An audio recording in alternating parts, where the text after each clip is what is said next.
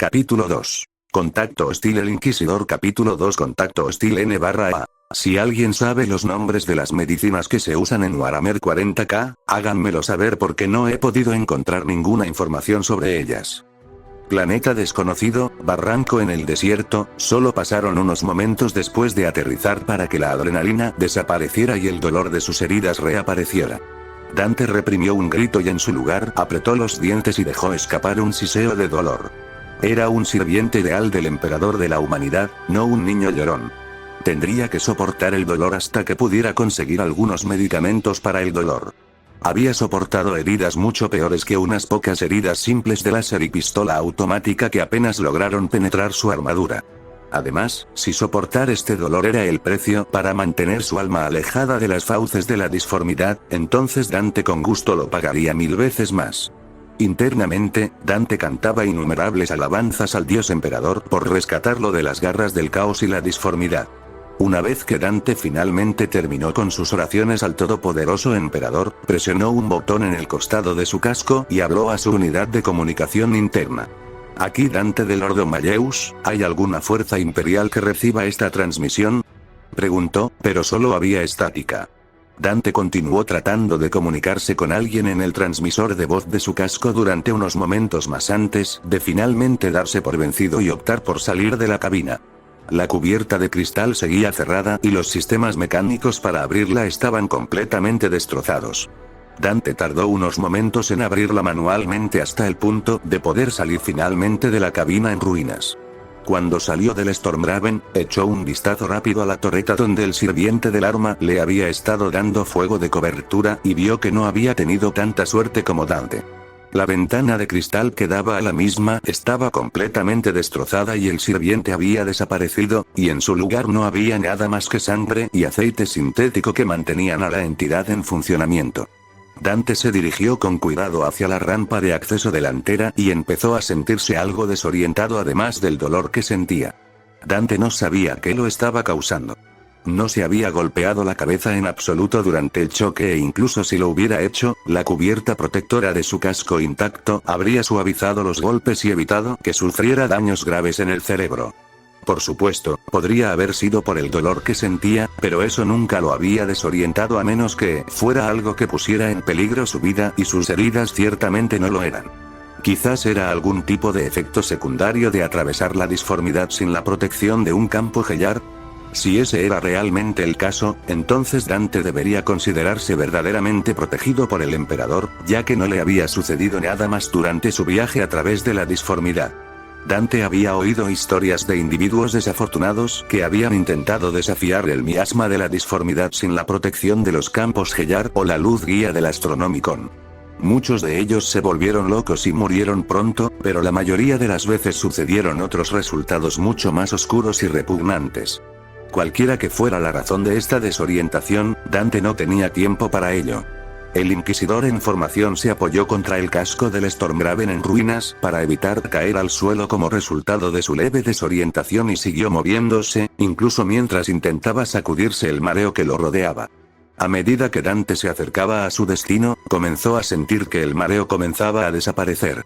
Cualquiera que fuera la causa, estaba agradecido de que al menos no durara mucho.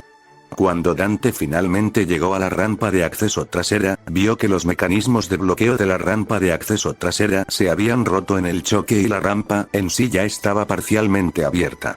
Bien, pensó Dante, esto hará que abrirla sea mucho más fácil. Originalmente, Dante había creído que necesitaría usar su espada sierra para tallar lentamente una entrada a través de la rampa para poder entrar, pero parecía que ese curso de acción no sería necesario.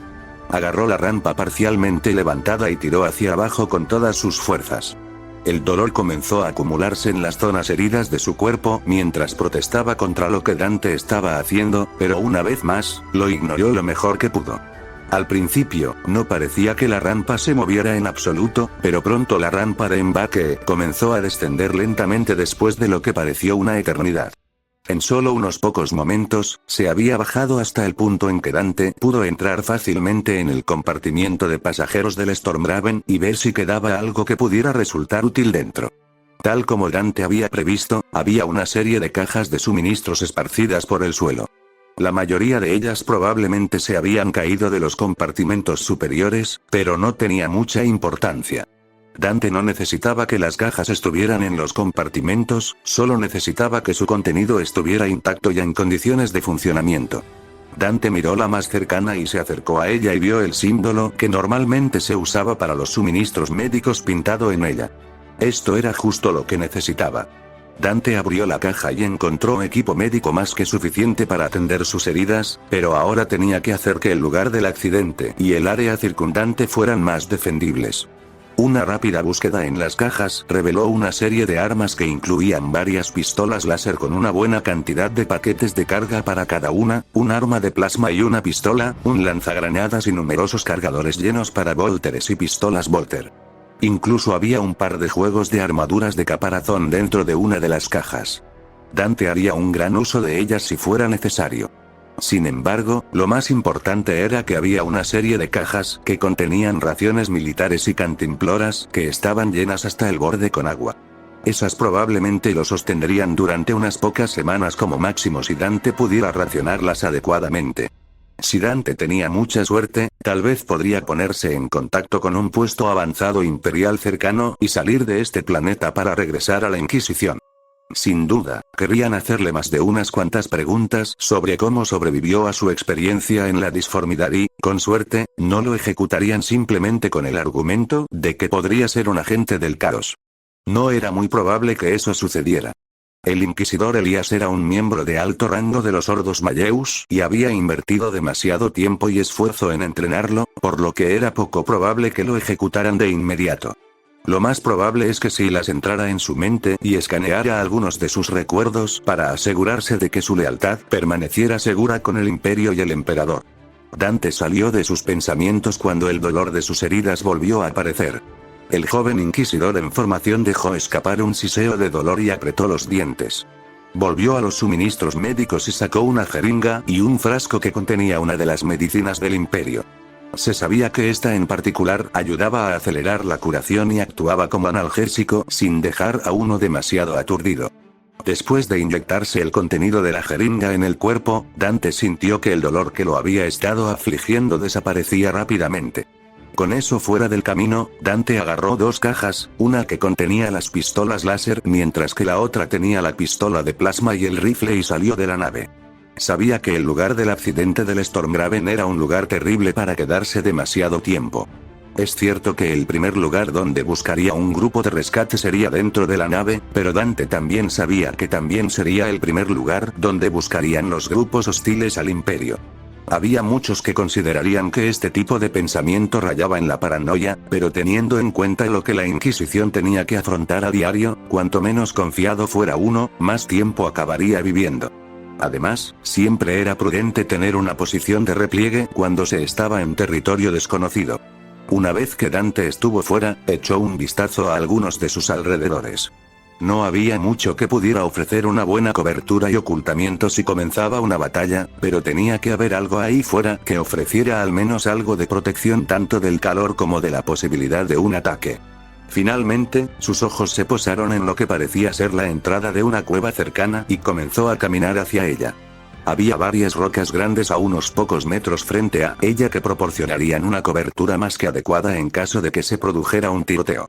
La entrada era relativamente pequeña, por lo que si necesitaba retroceder a la cueva, obligaría a los hostiles a entrar aproximadamente de uno en uno. Dante agarró el contenedor que contenía las pistolas láser y la munición, así como el que contenía las armas de plasma. La caminata en sí se sintió más larga de lo que realmente fue debido al peso de las dos cajas que arrastraba detrás de él y los rayos del sol que caían sobre él no ayudaban. Sin embargo, Dante había realizado muchas actividades físicamente extenuantes, luchando en innumerables batallas contra los enemigos del Imperio, matando demonios, etc. Durante los últimos años, por lo que estaba más que en forma para arrastrar un par de cajas de armas a una corta distancia del lugar del accidente. Dante tardó aproximadamente entre 30 y 40 segundos en caminar bajo el sol abrasador, pero llegó inevitablemente a la entrada de la cueva y entró. El interior de la cueva era en realidad mucho más espacioso de lo que había pensado originalmente y era sorprendentemente más fresco que afuera, en el calor del desierto. Sería un refugio perfecto para él mientras esperaba el rescate o exploraba el área circundante en busca de cualquier señal de presencia imperial. Dante dejó las dos cajas de municiones a unos metros dentro de la cueva y volvió a abrir la que contenía las armas de plasma y las volvió a examinar de cerca para asegurarse de que los conductos de ventilación no se hubieran dañado de ninguna manera durante el choque. Afortunadamente, no había ni un rasguño en ninguno de ellos, por lo que no tendría que preocuparse de que el arma se derritiera en sus manos debido a que el mecanismo de ventilación se había roto. La razón por la que el arma en sí no era muy confiable con las fuerzas del Imperio se debía principalmente a que el uso continuo del arma sobrecargaba severamente el sistema de ventilación del arma. Después de que se gastara cada celda de energía, el arma necesitaba un corto periodo de tiempo para ventilar el exceso de calor que se acumulaba. Sin embargo, en el calor de la batalla era fácil olvidarse de darle al arma un breve descanso para que se enfriara. Esto provocaba que el arma se sobrecalentara y provocara que filtrara plasma de hidrógeno sobre el usuario, lo que resultaba en heridas o incluso la muerte del portador del arma. Sin embargo, a Dante no le importaban demasiado los riesgos cuando se trataba de cumplir con su deber para con el Imperio y sacó la pistola de plasma del contenedor y cargó una celda de energía de hidrógeno en el arma. El arma comenzó a zumbar cuando se insertó la fuente de energía del arma. El arma sería útil si alguien o algo cometía el tonto error de atacarlo. Dante colocó el arma en su funda de pistola secundaria y comenzó a caminar de regreso al Stormgraven para llevar más cajas a la cueva. Unos minutos después, estaba agarrando la caja que contenía el lanzagranadas y estaba a punto de abandonar la nave accidentada cuando escuchó un fuerte ruido que llenó el aire. Era claramente mecánico y hacía el mismo tipo de ruido que hace un arma blanca cuando se balancea a gran velocidad, pero a una velocidad mucho mayor. Dante se acercó con cautela a la rampa de acceso trasera del Stormgraven y sacó su pistola de plasma, esperando que el sonido que emanaba fuera de un vehículo perteneciente a fuerzas leales al Imperio. Pero si no lo eran, bueno, su expectativa de vida pronto se acortaría mucho. Dante abrió a la fuerza la escotilla de acceso trasera y los sensores ópticos de su casco quedaron cegados momentáneamente por la cantidad de arena y escombros similares que estaban siendo arrojados afuera, por lo que Dante supuso que era una tormenta de polvo o, más probablemente, un vehículo tipo deslizador terrestre. Pronto los escáneres ópticos lograron ajustarse a los escombros que volaban por todas partes y finalmente Dante pudo distinguir lo que parecía ser un extraño aerodeslizador de algún tipo. No parecía un deslizador terrestre en absoluto, en cambio se parecía vagamente a un Huacopta Orco, sin embargo, aparte de un par de palas de rotor, no se parecían en nada. Lo más obvio fue el hecho de que no estaba construido con piezas destartaladas, como la mayoría de los vehículos y armas orcos. En cambio, estaba construido de manera similar a la de una Valkyrie de la Guardia Imperial. Sin embargo, este extraño transporte no estaba en la lista de prioridades de Dante en ese momento. En cambio, estaba más concentrado en los 10 individuos armados que estaban saliendo del transporte. Todos estaban vestidos con armaduras negras que parecían estar hechas de cuero y todos llevaban pequeños rifles que se parecían mucho a pistolas automáticas. Aunque uno o dos de ellos llevaban escopetas y pistolas automáticas más pequeñas que eran casi del tamaño de pistolas. Ciertamente no parecían imperiales, pero Dante no podía estar seguro, y tendría que confirmar quiénes eran antes de decidir ir y dispararles. Dante agarró el lanzagranadas de su lugar de descanso y lo cargó con balas de alto poder explosivo antes de salir de la Stormgraven en ruinas a un ritmo relativamente rápido. Rápidamente se movió detrás del costado de la nave y quitó el seguro del arma, por si acaso estos soldados no eran parte del Imperio. Una vez que terminó de cargar el arma, gritó a los hombres armados: «En nombre del emperador, identificaos de inmediato». Gritó con la voz más autoritaria de la que era capaz. La respuesta de los hombres armados fue rápida y dejó muy claras sus intenciones. Se escondieron tras la cubierta más cercana que pudieron encontrar y abrieron fuego contra la posición de Dante. Dante reaccionó de inmediato y disparó 3 rondas de su lanzagranadas contra el transporte aéreo que estaba comenzando a despegar a solo unos metros detrás del enemigo con la esperanza de dañar severamente el vehículo. Ciertamente no había esperado que el vehículo explotara en una explosión de fuego. Los materiales utilizados en la construcción de ese transporte deben haber sido mucho más frágiles de lo que originalmente había pensado. Sí, sé que esto puede sonar poco realista, pero tenga en cuenta que Dante tiene armas y tecnología del 41º milenio. Alrededor de 5 de los 10 enemigos estaban cerca del vehículo cuando explotó y se desplomó de nuevo al suelo, donde murieron como consecuencia de ello. La mayoría de los soldados enemigos habían dejado de disparar y se habían ido a ver cómo estaban sus aliados o a buscar un nuevo escondite, mientras que varios de ellos usaban blasfemias en voz alta para maldecir a su joven atacante en un estado de pura rabia. Fue una tontería por su parte apartar la vista de su enemigo y ahora iban a pagar por ello con sus vidas. Dante estaba a punto de disparar con el lanzagranadas, pero el gatillo se negaba a moverse ni un milímetro. El arma estaba atascada. El joven inquisidor en prácticas maldijo mentalmente su mala suerte y procedió a arrojar el arma ahora inservible al suelo y tomó un arma que estaba más que lista para disparar. Actuando puramente por instinto, Dante sacó su pistola Volter y disparó varias balas en la tierra suelta que estaba directamente frente a los hostiles. Las balas de la pistola Volter explotaron cuando impactaron en la tierra, ya que estaban diseñadas para hacerlo al alcanzar un objetivo. Esto envió innumerables partículas de tierra suelta, arena y roca hacia arriba, creando una cortina de humo improvisada. Sin embargo, no duraría mucho, por lo que Dante necesitaba trabajar rápido. Enfundó su pistola Volter y sacó su recién adquirida arma de plasma y su espada sierra antes de cargar contra la posición del enemigo. Los soldados disparaban en direcciones aleatorias en medio del humo, lo que hacía más difícil predecir dónde iban a atacar a continuación. Afortunadamente, Dante logró evadir el fuego y pasar la cortina de humo con relativa facilidad. Desde allí, atacó sin ningún tipo de piedad o simpatía hacia sus atacantes. El primer soldado que cayó fue despachado con un rayo de plasma en su rostro ahora ausente. El siguiente recibió 2 disparos en el pecho, desintegrando por completo la caja torácica y algunos de los órganos que se encontraban detrás de ella, convirtiéndolos en gelatina que se derramó por la herida abierta y cayó al suelo mientras el soldado caía de costado. Dante logró eliminar a un tercer soldado con su espada sierra mientras su enemigo se encontraba de pie cerca de su camarada caído. El golpe fue un corte diagonal desde el hombro izquierdo hasta el lado izquierdo de la cintura. La sangre y las vísceras se esparcieron por toda el área inmediata cuando la brutal arma atravesó el torso del hombre y gritó de agonía mientras le arrebataban la vida rápidamente. En apenas unos segundos, el hombre fue brutalmente partido por la mitad por las hojas giratorias de la espada sierra. Dante entonces dirigió su atención a los 2 soldados restantes, quienes gritaban diversas obscenidades y maldiciones hacia Dante mientras procedían a abrir fuego contra él con sus pistolas automáticas. El abrigo y la armadura de caparazón que llevaba Dante detuvieron la mayoría de los disparos, pero desafortunadamente para él hubo varios que lograron atravesar las partes dañadas de la armadura. El impacto de las balas de la pistola automática envió al inquisidor en entrenamiento hacia atrás, al suelo, con varias heridas nuevas en varias partes de su cuerpo. Dante se llevó una mano a un área donde la armadura había sido dañada en la batalla antes del choque. Pronto se dio cuenta de que mucha sangre comenzaba a acumularse en una de las nuevas heridas que le acababan de infligir.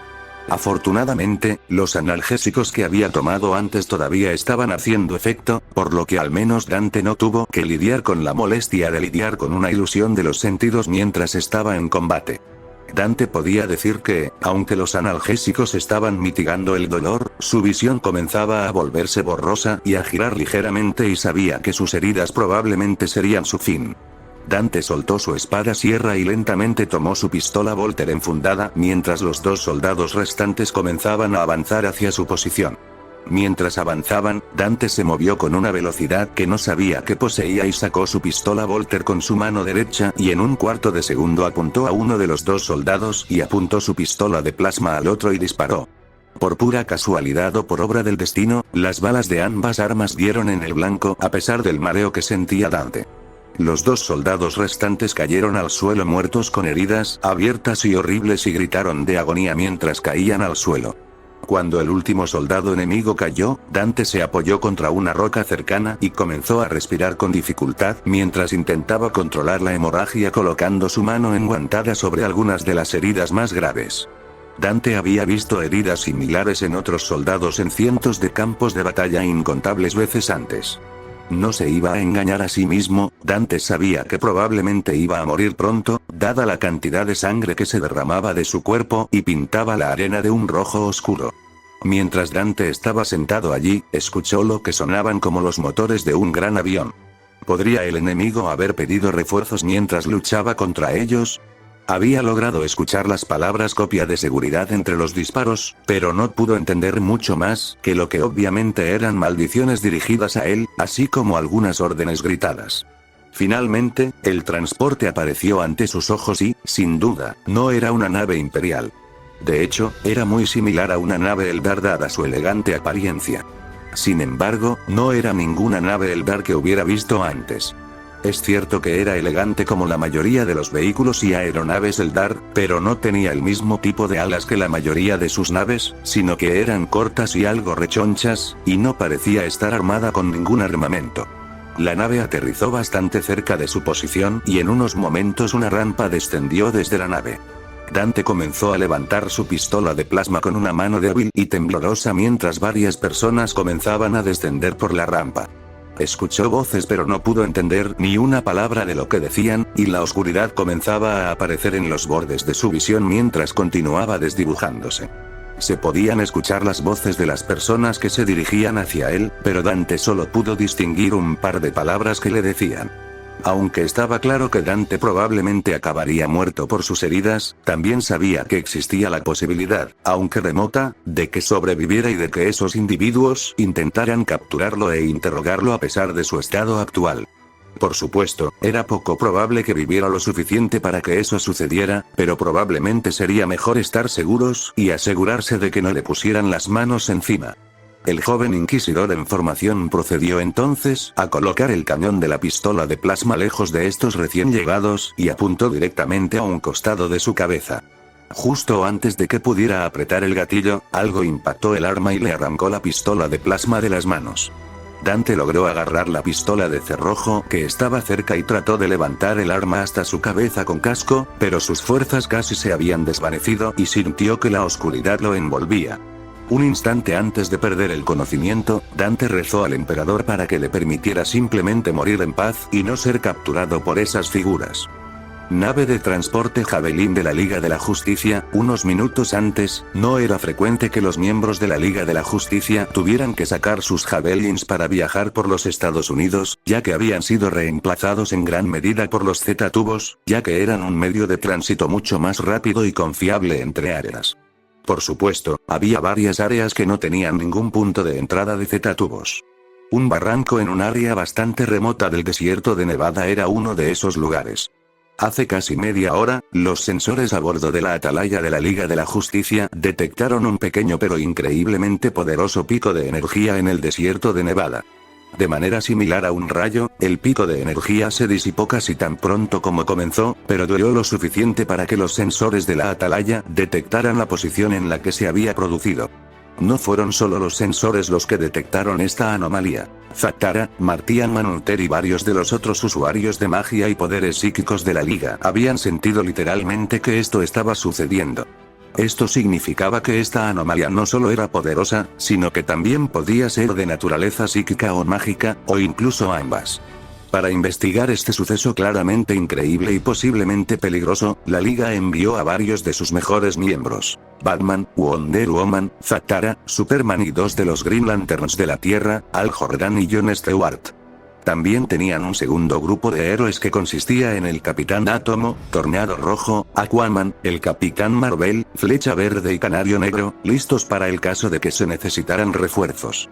El único que parecía tener un problema con este plan en particular era el Capitán Marvel, que quería estar en el primer equipo en entrar. Incluso después de que Batman le explicara que se necesitaba otro equipo en caso de que el primer grupo que entrara tuviera problemas, el Capitán Marvel todavía parecía casi infantilmente amargado por tener que quedarse en la torre de vigilancia. Mientras el Javelin se acercaba al lugar del pico de energía que Batman vio en uno de los monitores de computadora que había logrado ampliar el lugar, vio algo que solo podría describirse como una zona de guerra. Había dos restos, uno de un helicóptero y otro de una extraña nave que Batman nunca había visto antes en su vida. Sin embargo, lo que le preocupaba no eran los restos del helicóptero, sino una serie de cadáveres esparcidos por todo el suelo. Aproximadamente la mitad de ellos estaban completamente carbonizados por el accidente del helicóptero y, por lo tanto, eran completamente irreconocibles. Los demás cuerpos no estaban tan carbonizados, por lo que habría más pruebas forenses que podría examinar para ayudar a establecer exactamente qué había sucedido allí. Sin embargo, estaban en condiciones horribles. A algunos les faltaban las cabezas, otros tenían grandes agujeros del tamaño de un plato de comida en varias partes del cuerpo, y uno incluso estaba cortado por la mitad. Batman salió de sus pensamientos cuando miró a sus otros compañeros de equipo. Wonder Woman estaba haciendo un trabajo notable para mantener la calma, pero era obvio que estaba perturbada por lo que estaba viendo fuera de la ventana de la cabina. Jon Stewart, dada su carrera en el Cuerpo de Marines de los Estados Unidos antes de convertirse en Linterna Verde, permaneció impasible incluso cuando Superman, Zatara y Al Jordan vieron lo que obviamente era el resultado de una batalla de nivel militar y se sintieron repelidos por ello. Es cierto que todos habían visto la destrucción que causaban los villanos y, a veces, algunos inocentes quedaban atrapados en el fuego cruzado, pero nunca antes habían tenido que lidiar con la muerte de esta manera. Superman miró cada uno de los cuerpos con su visión telescópica y de rayos X con la esperanza de encontrar al menos un sobreviviente entre el grupo. Finalmente encontró lo que buscaba y miró a Batman y le dijo que había alguien que todavía estaba vivo allí abajo. Batman localizó rápidamente un lugar de aterrizaje viable cerca del campo de batalla y puso el javelín en modo PTOL y se dispuso a aterrizar el transporte. En cuestión de segundos, el transporte estaba en tierra y la rampa de embarque había bajado. El grupo comenzó a salir, pero se detuvo después de unos segundos. A unos 12 metros frente a ellos había un hombre claramente herido recostado contra una roca y llevaba un casco con forma de calavera, un abrigo y una armadura muy dañada. Al principio no parecía estar vivo. Eso cambió cuando el individuo levantó débilmente lo que probablemente era una de las pistolas de aspecto más extraño que cualquiera de ellos había visto jamás. Era bastante grande para una pistola y parecía sacada de una película de ciencia ficción. La parte superior tenía un brillo azul claro y el cañón no parecía que pudiera disparar balas convencionales porque era demasiado grande. Por lo tanto, Batman dedujo que se trataba de un arma de energía de algún tipo. El primero en hablar fue Flash mientras levantaba las manos en un gesto apaciguador. Espera, no estamos aquí para hacerte daño, solo queremos ayudarte. El individuo no escuchó a Flash o no le importó, ya que no bajó el arma, pero era obvio que sus heridas le estaban dificultando mantenerla nivelada si la mano temblorosa era algo por lo que guiarse. A pesar de las garantías de Flash, el individuo no bajó el arma y la mantuvo apuntando hacia ellos durante varios segundos. Luego hizo algo que ninguno de ellos hubiera esperado. Se puso la pistola en la cabeza. Los años de entrenamiento y experiencia de Batman entraron en acción cuando, instintivamente, sacó un batarang y lo arrojó contra el arma. A diferencia de la mayoría de los batarangs, este tenía puntas con peso, lo que le daba un poco más de fuerza cuando se lanzaba contra un objetivo. Esto lo hacía perfecto para sacar armas pesadas de una mano del agarre de un criminal. Efectivamente, cuando el batarang impactó en el arma, esta se le escapó de la mano al hombre y cayó al suelo detrás de él. El individuo, débilmente, buscó otra arma, que obviamente era otra pistola, pero aparentemente las fuerzas lo habían abandonado y rápidamente perdió el conocimiento. Los miembros de la liga corrieron hacia el hombre herido y Batman inmediatamente comenzó a buscarle el pulso y, afortunadamente, lo encontró, aunque era muy débil. Batman tomó entonces el casco que llevaba el individuo y se lo quitó de la cabeza. Para gran sorpresa y horror de casi todos, Batman, sin embargo, mantuvo una expresión neutral como de costumbre. El hombre detrás de la máscara con forma de calavera era solo un adolescente. No podía tener más de 17 años como máximo, y sin embargo, muy bien podría haber asesinado brutalmente a varios de los soldados cuyos cuerpos yacían en el suelo del barranco en pedazos. Los rasgos faciales del chico casi parecían los de un soldado curtido en la batalla. Había una serie de cicatrices parcialmente desvanecidas en su rostro y su cabello castaño oscuro estaba completamente afeitado, como lo estaría el de un miembro del ejército. ¿Qué demonios fue eso?, exclamó Flash, completamente horrorizado. Estaba a punto de suicidarse cuando nos vio. ¿Quién hace eso? Ese mismo sentimiento fue compartido entre el resto de los miembros de los héroes reunidos. El Caballero Oscuro de Gotham miró al resto del grupo. Podremos averiguar por qué estaba dispuesto a suicidarse más tarde. Por ahora tenemos que subirlo a bordo del Javelin y llevarlo de regreso a la atalaya para que le curen las heridas. Ahora muévanse, ordenó. Al Jordan conjuró una camilla con su anillo antes de que Wonder Woman levantara con cuidado al niño inconsciente y lo bajara sobre la camilla, que luego fue levitada de regreso al Javelin. Necesitaban moverse rápido, de lo contrario, había una gran posibilidad de que el niño no durara ni una hora más. Mientras subían a bordo, Batman se puso en contacto con el líder del equipo de reserva, Green Arrow, y le ordenó que hiciera que su equipo bajara y asegurara el lugar y que no tocara nada hasta que él hubiera terminado de inspeccionar el área. Después de que Green Arrow diera una respuesta afirmativa, Batman también le ordenó que informara a la unidad médica a bordo del Watchtower para que estuvieran listos para recibir a los heridos que llegaran. Continuará.